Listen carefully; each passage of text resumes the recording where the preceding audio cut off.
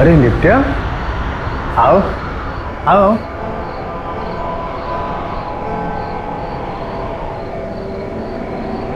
अरे मुझसे इतना दूर क्यों खड़ी हो? आओ मेरे पास आओ। अरे इतने दिनों से मेरी आंखें तुम्हें देखने को तरस गई थी। क्या हुआ?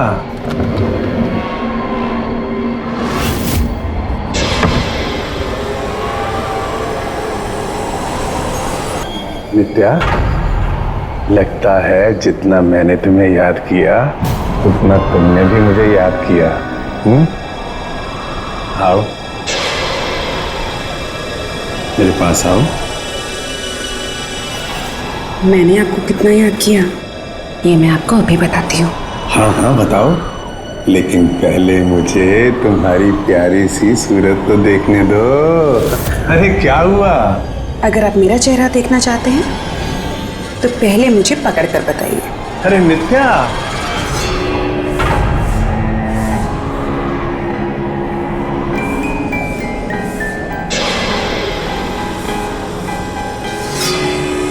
क्यों परेशान कर रही हो? रुक जाओ। अरे इधर आओ नित्या। पकड़ के दिखाओ। अरे सुनो तो। नित्या रुको ना। अब तो भागना छोड़ो, बहुत दिनों के बाद मिली हो, आज तो जी भर के अपना चेहरा देखने दो। तुम सच में मेरा चेहरा देखना चाहते हो? हाँ, दिखाओ ना। तो उठा दो घूंघट। हाँ उठा दो।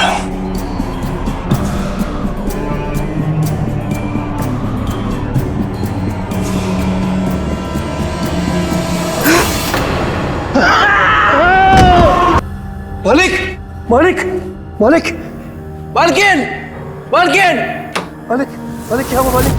मालिक, मालिक क्या हुआ मालिक? मालिक, मालकिन, मालकिन, मालिक, मालिक, मालिक, मालिक। क्या वाकई किसी इंसान की आंखों से खून निकल सकता है? अगर ऐसा नजारा कोई कमजोर दिल का इंसान देख ले तो उसे यकीनन सदमा लगेगा, और यहां वही हुआ। ऐसा तो अक्सर किस्से कहानियों में होता था, लेकिन यहां तो हकीकत और कहानी का फर्क ही खत्म हो गया था। आखिर इस हवेली में वो क्या रहा था? नित्या की आंखों से निकलने वाला खून जितना खौफनाक दिख रहा था, क्या उससे और भी कुछ भयानक यहां होने वाला था? आखिर वो ऐसा क्यों कर रही थी और क्या हासिल करना चाह रही थी?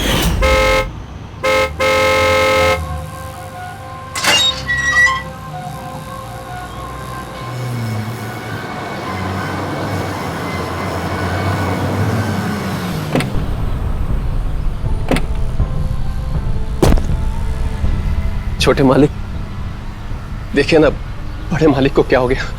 अचानक हमें छोड़ के चले गए। आप चलिए, सामान लेकर आता हूं।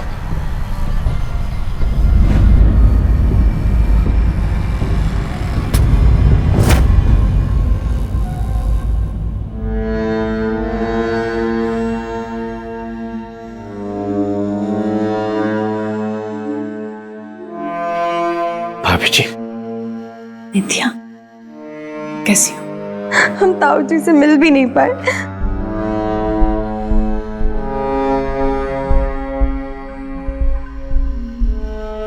मीना, मुझे तो कुछ समझ नहीं आ रहा, ये सब कैसे हो गया?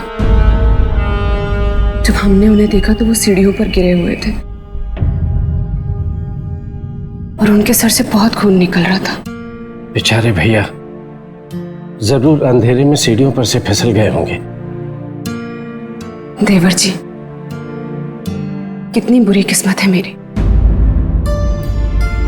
अभी अभी मेरी शादी हुई थी और अब। भाभी आप हौसला मत हारिए। देखिए आपका परिवार अभी टूटा नहीं है, हम सब आपके साथ हैं। हाँ नित्या, हम सब हैं तुम्हारे साथ। आप सब बहुत अच्छे हैं। मेरी वजह से आप दोनों भाइयों में इतने झगड़े हुए और आज आप ही मेरे साथ हैं। हो सके तो मुझे माफ कर दीजिएगा। नहीं नहीं भाभी, कैसी बातें कर रही हैं? देखिए परिवार में थोड़ी बहुत अनबन तो चलती रहती है, उन सब बातों को भूल जाइए। आप बस अपना ख्याल रखिए। आप आराम कीजिए भाभी। हाँ नित्या, जाओ आराम करो।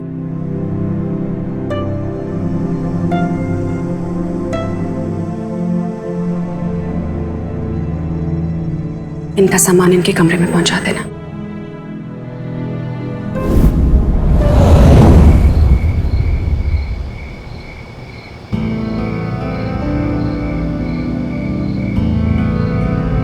अदिति बेटे, इतनी रात हो गई, तुम सोई नहीं? नींद नहीं आ रही थी। सो जा बेटे, काफी रात हो गई है। फिर सुबह एडवोकेट साहब भी आएंगे, हम सबको जल्दी उठना है। जी। आ जाओ बेटे।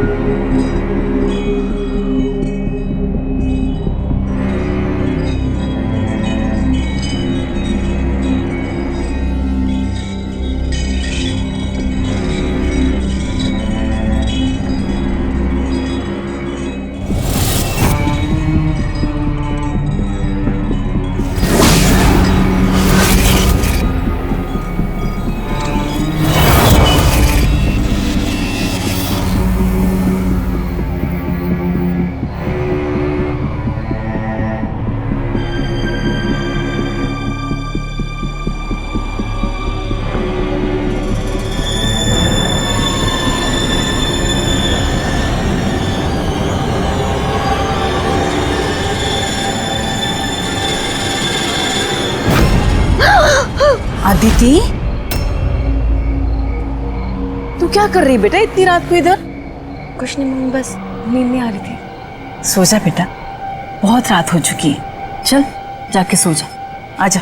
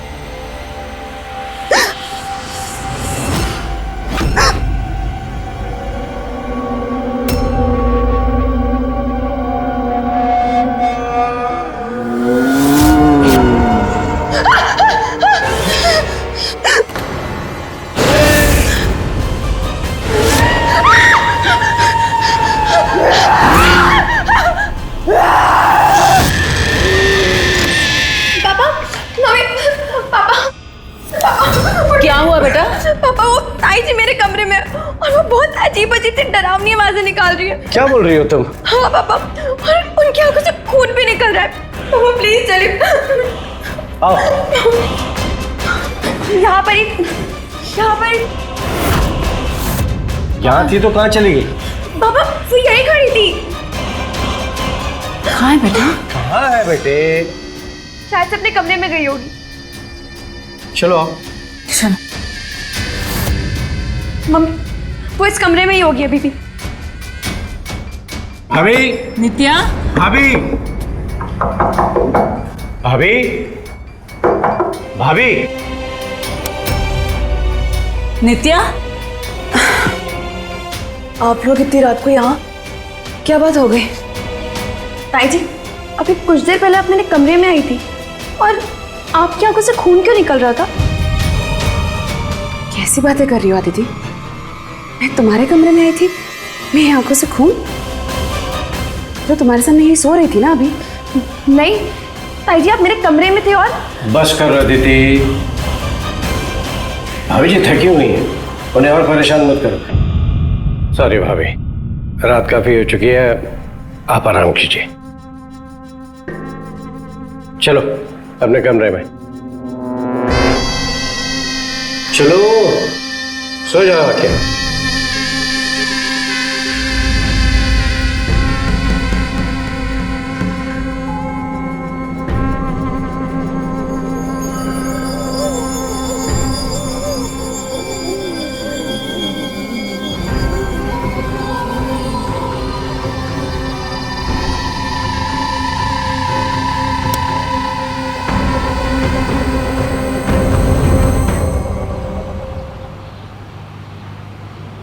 ये आपके भैया की वसीयत, ध्यान से पढ़िएगा।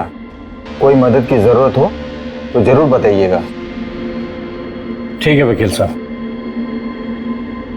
वकील साहब को बाहर तक छोड़ देना।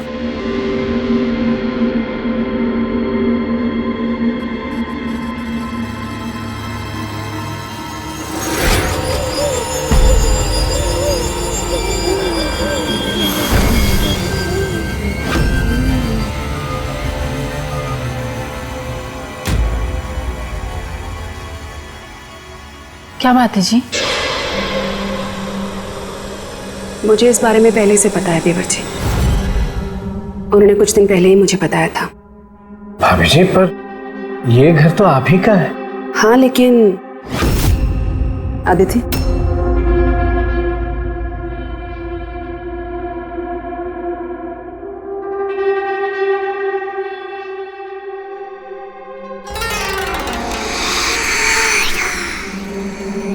मुझे ये घर अदिति के नाम पर होने से कोई तकलीफ नहीं है।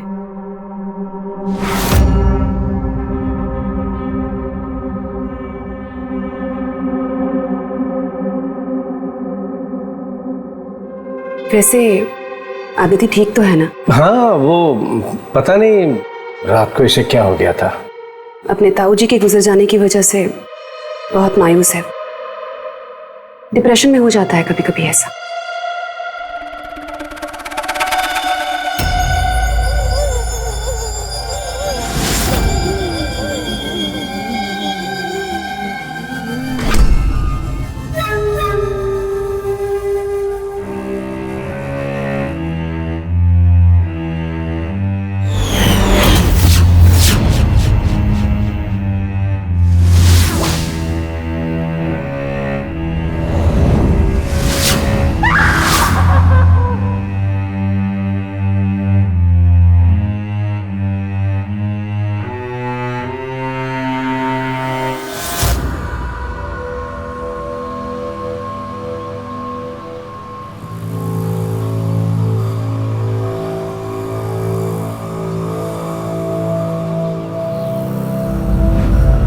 अदिति बेबी, क्या हुआ?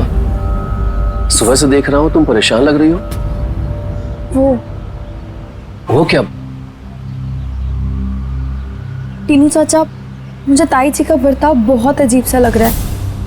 कल रात को वो अचानक से मेरे कमरे में आई और उनकी आंखों से खून निकल रहा था। उनकी आवाज़ बदल सी गई थी, बहुत डरावनी सी हो गई थी। लेकिन जब मैं मम्मी पापा को वहाँ लेकर आई तब तक वो गायब हो गई।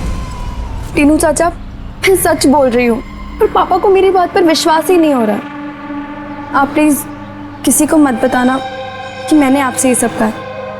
ठीक है, मैं भी किसी को नहीं बताऊंगा, लेकिन मुझे भी मालकिन का व्यवहार बड़ा अजीब लगता है। पति मरा उनका, लेकिन वो एक बार भी नहीं रोई। अदिति,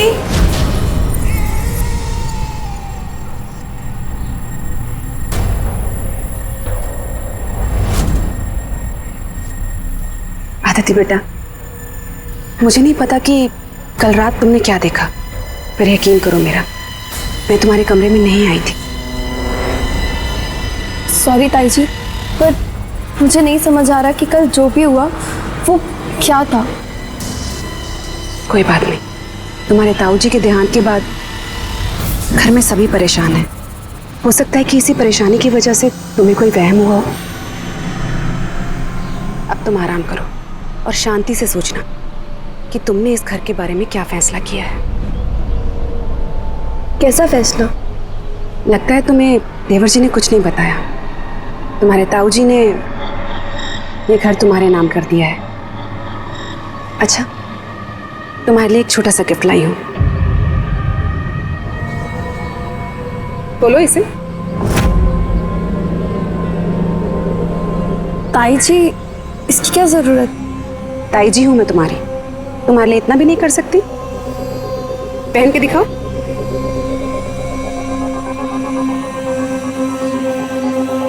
बहुत सुंदर है, थैंक यू। ये क्या हुआ? ये कुछ नहीं, छोटा सा स्क्रैच है। तुम अब जाकर आराम कर लो, ठीक है? मैं भी चलती हूँ।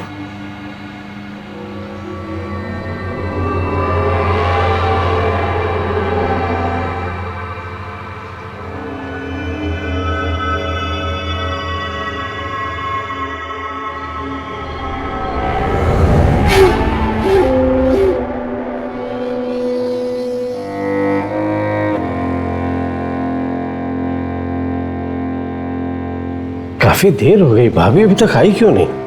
तने छोटे मालिक, बाजार तो पास ही में है, अब तक उन्हें आ जाना चाहिए। वो फोन भी नहीं उठा रही। क्या हम पुलिस को खबर करें?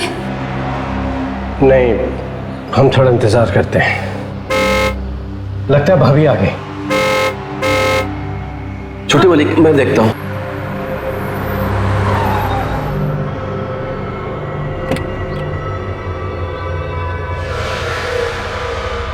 भाभी कहाँ रह गए थे? हम लोग बहुत परेशान हो गए थे तुम्हारे लिए। नित्या, कहाँ होते हैं तुम? क्या हुआ? अरे संभालो नित्या। अरे भाभी, क्या हुआ? क्या हुआ? उठाओ उठाओ। हाँ उठो। आ जाओ। चलो संभालो। आजा बेटा, धीरे से संभाल के, संभाल के। आराम से आराम से। राघव, नित्या को क्या हो गया? चक्कर आ गया। लेटाओ इसे। हाँ जी, धीरे से। मैं डॉक्टर को फोन करता हूँ। जी।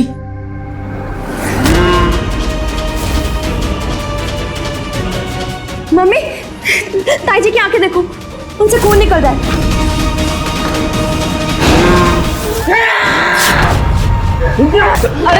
अरे कोई मत जाओ उसके पास। निकलो कमरे से बाहर।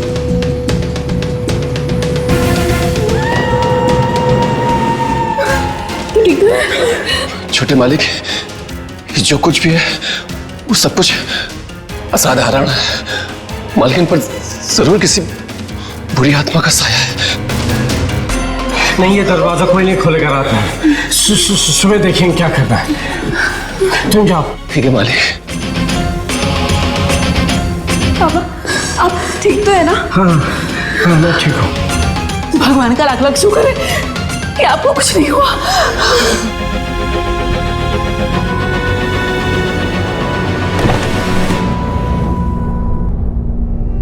भाभी, भाभी, नित्या,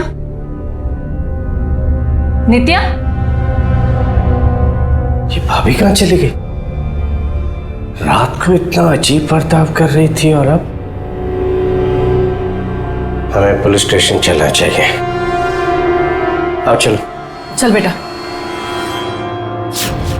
इंस्पेक्टर साहब, वो सर, ये वही लोग हैं सर, ये मुझे मारना चाहते हैं सर, मुझे बचा लीजिए। क्या बोल रही हो तुम भाभी? Mister, sir please. ज्यादा भोला बनने की जरूरत नहीं है। तुम देवर हो ना इनके, शर्म नहीं आती भाभी को मारते हुए? क्या? मैंने ऐसा कुछ भी नहीं किया इंस्पेक्टर साहब। सर, भाभी जी तो सुबह से घर पे नहीं है। हम उन्हें ढूंढने के लिए आपकी मदद लेने आए थे। सर, ये सब लोग झूठ बोल रहे हैं। भाभी, आप हम पर गलत इल्जाम क्यों लगा रही हैं? भला हम आपको क्यों मारेंगे? अच्छा, अगर आप सबने ये सब नहीं किया है तो फिर ये किसने किया है?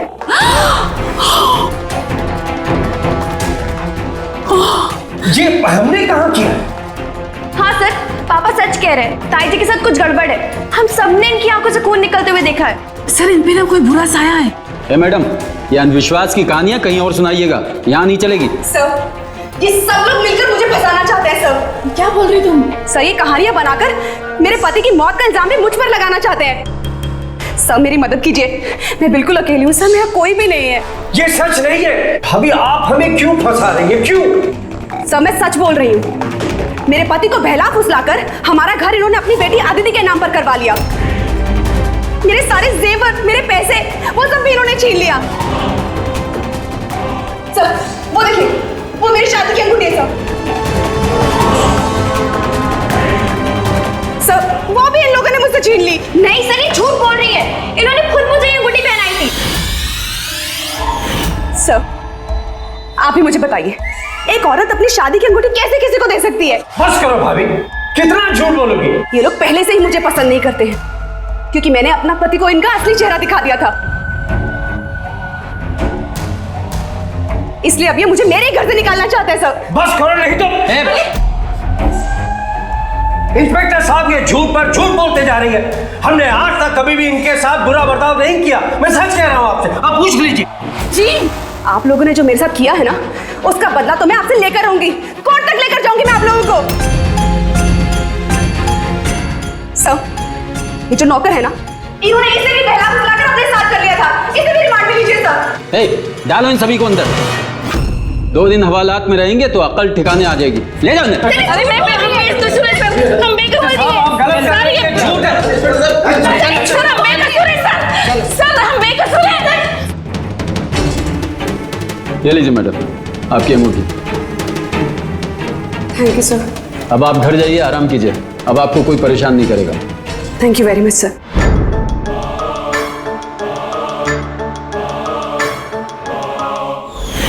राघव और उसकी पत्नी वहम का शिकार हुए। बहुत चालाकी से नित्या ने साय का डर दिखाकर उन्हें अपनी जाल में फंसाया। हालांकि अदिति ने खुद को इस अंधविश्वास से दूर रखा, पर वो अकेली पड़ गई। इसीलिए माँ बाप के साथ उसे भी पुलिस की गिरफ्त में आना पड़ा। भूत प्रेत से जुड़े किस्से अपने आसपास हम अक्सर सुनते रहते हैं। वो डर जब दिमाग के कोने में कहीं टिक कर बैठ जाता है तो धोखे खाने की गुंजाइश अपने आप बढ़ जाती है, याद रखिएगा। नित्या उसी डर को हथियार बनाकर एक के बाद एक हमला कर रही थी। कोई भी असामान्य बात सतर्कता का अलार्म है। राघव और उसका परिवार इस अलार्म को सुन पाता उससे पहले ही नित्या ने दूसरा वार कर दिया। ऐसे में अदिति और उसके माँ बाप के पास इस साजिश से निकलने का क्या अब कोई रास्ता था?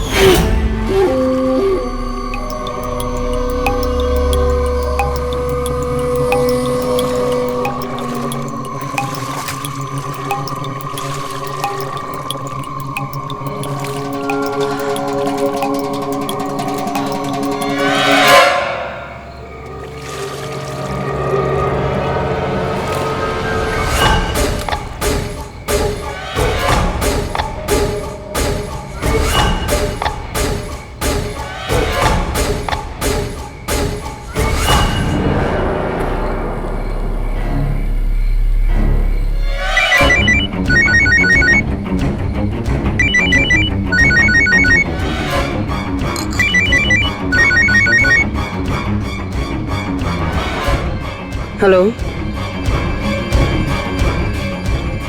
जी नहीं, मैं 12 करोड़ से 1 रुपया भी कम नहीं लूंगी इस घर का।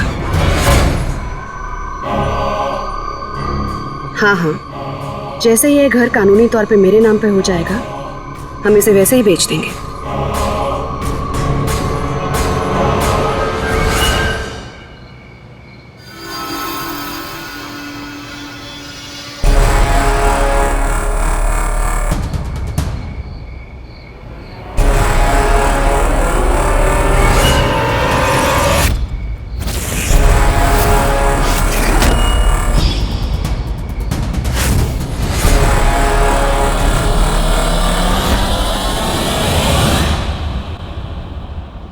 बेल लेने के लिए बहुत बहुत शुक्रिया। देखिए, आप सभी लोगों पर घरेलू हिंसा का केस लगाए। जब तक कोर्ट की सुनवाई चल रही है, आप में से कोई भी शहर छोड़कर नहीं जाएगा, समझे? इंस्पेक्टर साहब, हम कोई अपराधी नहीं है, गलत तो हमारे साथ हो रहा है। हर अपराधी यही कहता है कि वो निर्दोष है,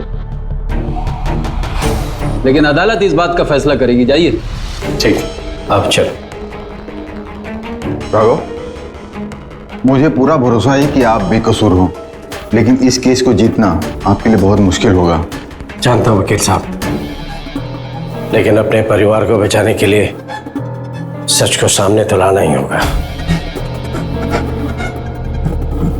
हम लोग गेस्ट हाउस जा रहे हैं रहने के लिए टीनो, तुम भी चलो साथ में। अब नहीं छोटे मालिक, मैंने बड़े मालिक से वादा किया था, मैं जब तक रहूंगा हवेली में रहूंगा, वहां की देखभाल करूंगा। नित्या भाभी ने हमें बदनाम करके रख दिया, अब हम क्या करेंगे राघव?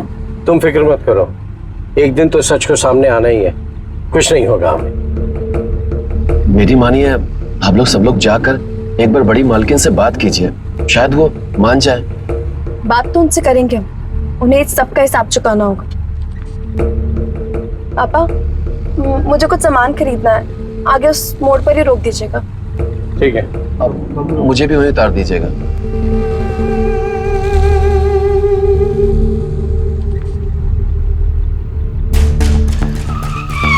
अब हमें सामान लेकर सीधा गेस्ट हाउस आते हैं।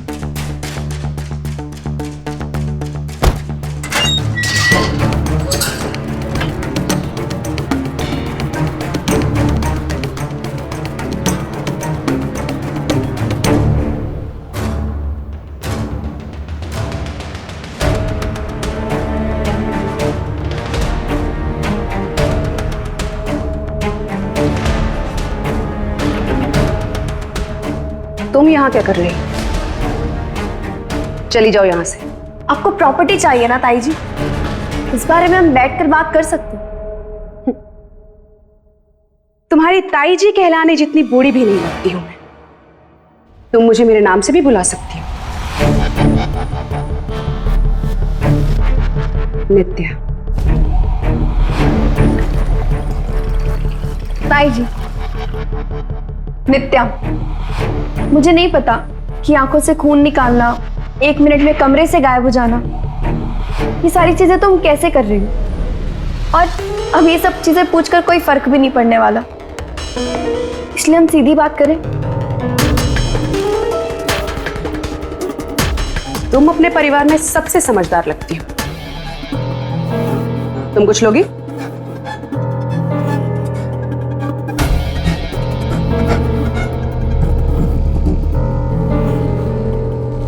पता तुम्हें, तुम्हारे ताऊजी काम के लिए महीनों महीनों तक बाहर चले जाया करते थे। तुम्हारे बूढ़े ताऊजी मुझे कभी बिस्तर पर भी खुश नहीं रख पाए। अब तुम ही मुझे बताओ, ऐसे में एक जवान खूबसूरत औरत, उसका क्या हाल होगा? मैं फिर भी ये सब कुछ झेल रही थी, क्योंकि मुझे लगा था कि कम से कम बूढ़ा मरने के बाद तो ये हवेली मेरे नाम कर देगा, पर नहीं, उसने ऐसा नहीं किया। उसने ये घर तुम्हारे नाम कर दिया। इसलिए परेशान हो चुकी थी मैं तुम्हारे ताऊजी से, पर फिर मुझे वो मिला जिसे मुझे खुश रखना आता था, और हमें धीरे धीरे प्यार हो गया।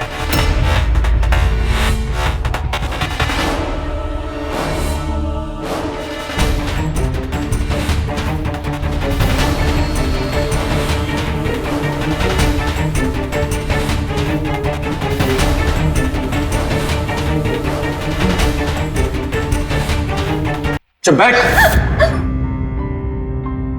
अदिति बेबी, चिल्लाने की कोशिश मत करना, गर्दन कट जाएगी तुम्हारी। पता है, अपना ये प्लान कामयाब करने के लिए उसे अच्छा और मुझे बुरा बनने का ये खेल खेलना पड़ा था, पर अब हमें ये खेल खेलने की कोई जरूरत नहीं है ना टीनू?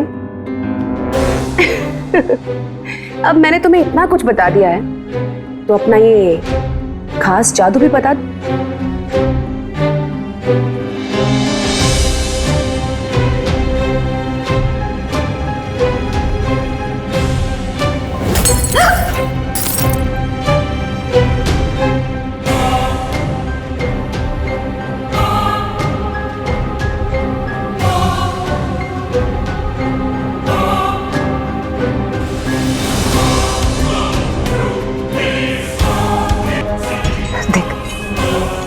है ना ये खून का जादू? पता है, ये जादू मैं बचपन से कर लेती हूँ, पर जादू देखकर तो खुश होना चाहिए ना।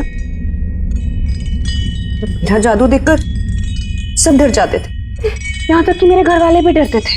उन्हें लगता था कि मुझ में कोई शैतान है, पर नहीं, ये तो सिर्फ एक मेडिकल कंडीशन है जिसका कोई इलाज नहीं है। पर मैंने इसका फायदा उठाना शुरू कर दिया।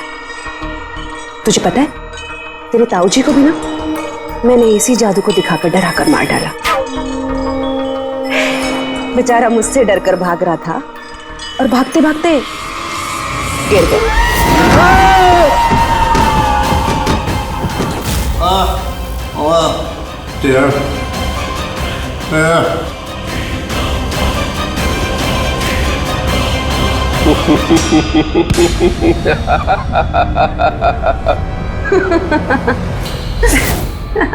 डर गई अदिति बेबी? जब मुझे भी पहली बार नित्या की आंखों से खून निकलने के बारे में पता चला था तो ये प्लान मैंने ही बनाया था।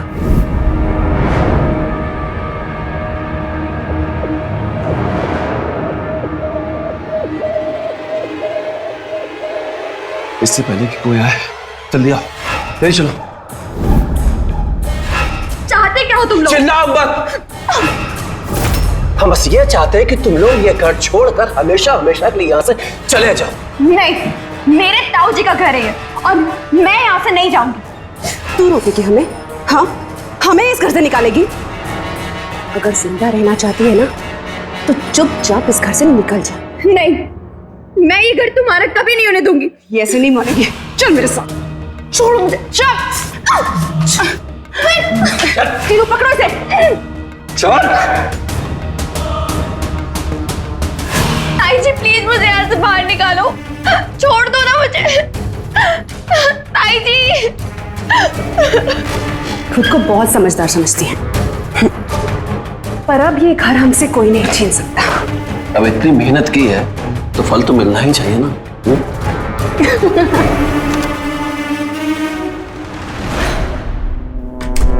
ताई जी प्लीज मुझे यहाँ से खोलो। ताई जी, तीनों चाचा मुझे यहाँ से बाहर निकालो। ताई जी, तीनों चाचा, ताई जी मुझे यहाँ से निकालो। ताई जी।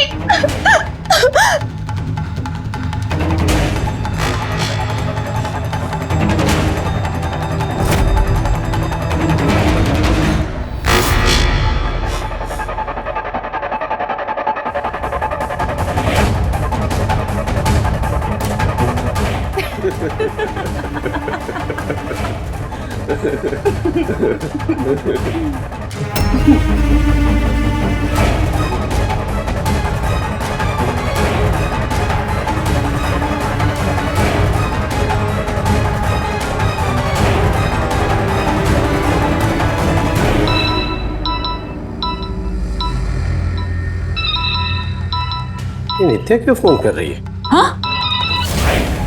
पापा प्लीज फोन उठाइए।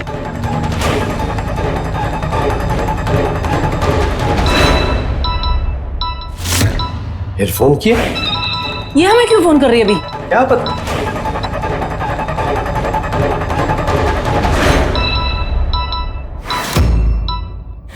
फिर फोन आया? ये बार बार हमें क्यों फोन कर रही है? जरूर इसके मन में चोर होगा। आप इनका फोन मत उठाइएगा। मैं फोन उठा लेता हूँ, हो सकता है कोई जरूरी काम। पापा मैं अदिति बोल रही हूँ। अदिति? हाँ, अदिति क्या हुआ? पापा नित्या और तीनों चाचा ताऊजी की प्रॉपर्टी हासिल करने के लिए मिले हुए हैं और मैं बहुत बड़ी मुसीबत में। पापा प्लीज पुलिस को लेकर जल्दी आ जाइए। ठीक है बेटे, तुम चिंता मत करो, बस हम लोग अभी पहुंचते हैं। क्या हुआ? एक मिनट, मुझे जरा इंस्पेक्टर को फोन करने दो। भाग रही थी? हाँ, कैसे पहुंचा था तुमने?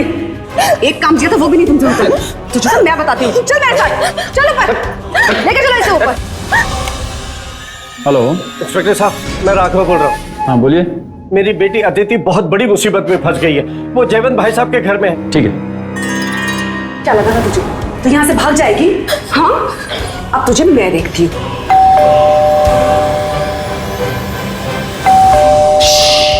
आवाज नहीं, तुम जाकर देखो। ठीक है।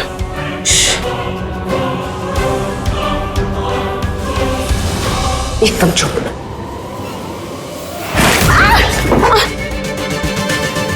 कहाँ है मेरी बेटी? अदिति, बोल। अदिति, कहाँ है बेटी? छुपा के रखा। अदिति, बता कहाँ है अदिति? वो देखिए दीदी। देखो तुम ठीक नहीं कर रही हो, पछताओगी तुम। इंस्पेक्टर से मुझे बचा लीजिए, ये लड़की मुझे मारना चाहती है। नहीं सर, ये झूठ बोल रही है। क्या कर रही हो?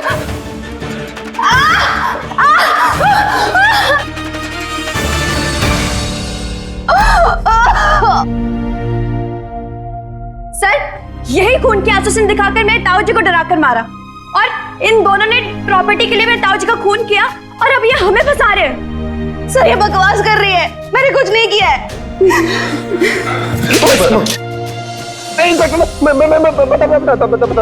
मैं और नित्या ये हवेली हासिल करना चाहते थे। हमने ये प्लान बनाया था और हमने ये चैन साहब का खून किया था। डालो इसे गाड़ी में, ले चलो इसे। मैंने कुछ नहीं किया इंस्पेक्टर साहब, छोड़ दीजिए मुझे। ये लड़की झूठ बोल रही है। अदिति, पापा, बेटे तू ठीक तो है ना? नित्या की आंख से खून क्यों टपकता था? ये एक रेयर बीमारी है। चिंता और दबाव इस बीमारी की जड़ है। नित्या की बीमारी एक मेडिकल कंडीशन थी जिसका जवाब डॉक्टरों के पास है, लेकिन उसने अपनी बीमारी का इस्तेमाल अपने लालच को पूरा करने के लिए किया। अंधविश्वास का मतलब है जानकारी की कमी के चलते किसी भी अनजानी बात को चमत्कार या खौफनाक मानकर डर जाना। यही इस घर के कई लोगों ने किया, जिसका फायदा नित्या ने उठाया, लेकिन आखिर में अदिति ने उसकी असलियत को सबके सामने जाहिर कर दिया। नित्या और उसके क्राइम पार्टनर टीनू को आईपीसी सेक्शन 508 के तहत किसी के मन में देवी प्रकोप का भय पैदा करना और अदिति के चाचा की हत्या का दोषी पाया गया। उन्हें आईपीसी की धारा 302 के तहत उम्र कैद की सजा हुई। अंधविश्वास का सहारा लेने वाले गुनहगार कई बार बहुत तेजी से हमला करते हैं और कई मामलों में अपराधी बहुत लंबे समय तक धीरे धीरे उस आदमी को खोखला करता है जो उसके जाल में फंसा है। पर इतना तय है कि अंधविश्वास के करीब जाने का मतलब नुकसान ही है, याद रखिएगा। इसीलिए प्लीज अंधविश्वास को करने के बजाय सही वजह को जानने की कोशिश कीजिए, इससे सतर्क रहिए। अंधविश्वास के अपराध से बचना जितना जरूरी है उतना ही जरूरी है उसमें फंस जाने पर हालात का सामना करना। आइए खड़े हो अंधविश्वास के खिलाफ, अब डर कर नहीं, डट कर। सावधान इंडिया।